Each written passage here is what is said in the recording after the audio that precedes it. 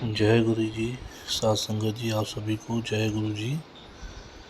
सात संगत जी, मेरा ये पहला सत्संग है, शुक्राना सत्संग है जो आप लोगों के साथ मैं शेयर करना चाहता हूँ। एक्चुअली क्या है, गुरु जी के साथ मेरी जर्नी जो है वैसे तो बहुत पुरानी है, जो स्टार्ट हुई थी, बट जर्नी तो स्टार्ट हो गई थी। जो कनेक्टिविटी हम लोग को बोलते हैं वो गुरु जी के साथ नहीं थी। नॉर्मली क्या होता था, जैसे किसी ने कहा कोई बड़े मंदिर है, वहाँ पे गुरु जी का आश्रम है, तो मंदिर बना हुआ है, वहाँ पे बहुत उनकी मानता है, तो वहाँ पे जाया करो, मत्था टेका करो। तो जस्ट नॉर्मली क्या होता था, स्टार्टिंग में हम लोग क्या मतलब मेरी वाइफ, मेरी आंटी जो है मेरे साथ एक दो बार गई, मैं भी गया, बस नॉर्मल मैं वहाँ पे मतलब मत्था टेका, अपना चाय पानी, अपना लंगर प्रसाद किया और घर आ गया। बट वो कनेक्टिविटी नहीं बन पाई जो मेरी गुरुजी के साथ आज है, या मेरी अब हो गई है, आप ऐसे कह सकते हो। जो कनेक्टिविटी मेरी आज है वो पहले वाली नहीं थी। मतलब गया, भूल गया, चाय पानी अपना किया ना, गुरुजी का लंगर किया और आ गया और भूल गया आगे। अभी पीछे क्या हुआ साथ संगत जी, मैं वैसे दिल्ली से बात कर रहा हूँ, मैं अपना नाम नहीं बताना चाहूँगा। हुआ क्या था, सडनली मेरी पीछे जॉब छूट गई, तो मैं काफ़ी मतलब डिप्रेस सा हो गया, परेशान सा हो गया। भाई अचानक मेरी चलती फिरती जॉब थी और अचानक से मुझे मतलब मेरा काम होना बंद हो गया ऑफिस के अंदर, और मुझे उन्होंने रिज़ाइन के लिए बोल दिया। तो मजबूरन मुझे रिज़ाइन करना पड़ा और मैंने रिज़ाइन दे दिया और मैं घर बैठ गया। तो बहुत परेशान हुआ। एज भी मेरी देखा जाए तो मेरी एज भी 40 ईयर्स है, तो बाल बच्चेदार आदमी हूँ, मैं भी फैमिली वाला हूँ।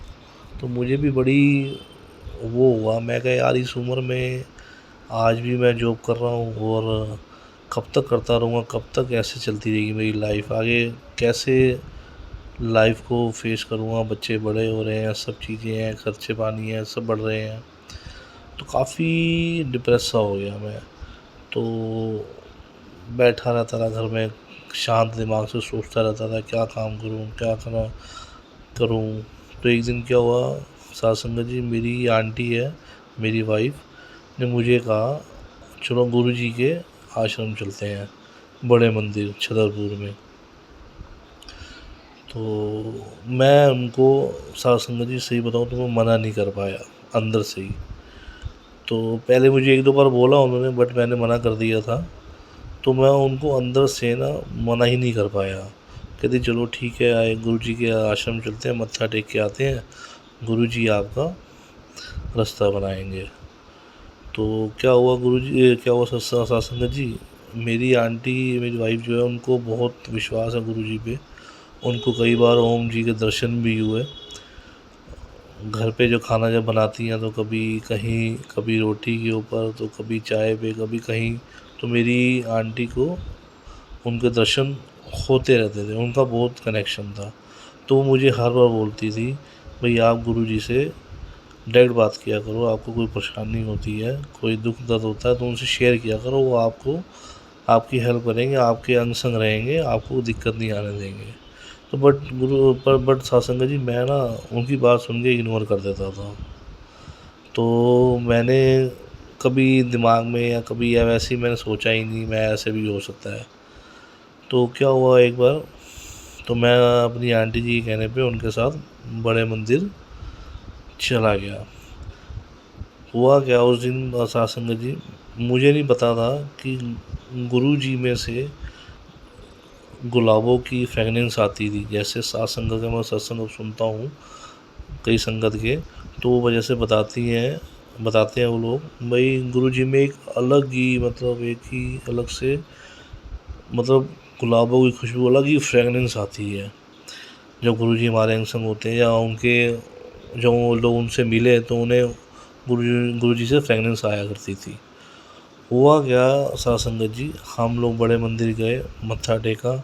जैसे ही हम बड़े मंदिर में एंटर किए अंदर अपनी आंटी जी के साथ, तो हुआ क्या वो साध संगत जी, मुझे बहुत ज़्यादा फ्रेगनेंस आई गुलाबों की। तो बहुत ज़्यादा खुशबू आई मुझे। तो मैं अपनी आंटी की तरफ देख रहा, मैंने शायद इनको भी आ रही होगी। बट अंदर आपको पता है बड़े मंदिर में बैठ जाओ, बैठने के बाद बात नहीं करने देते वो लोग साध संगत जी। तो मैं बैठा रहा और गुरु जी का नाम जपता रहा।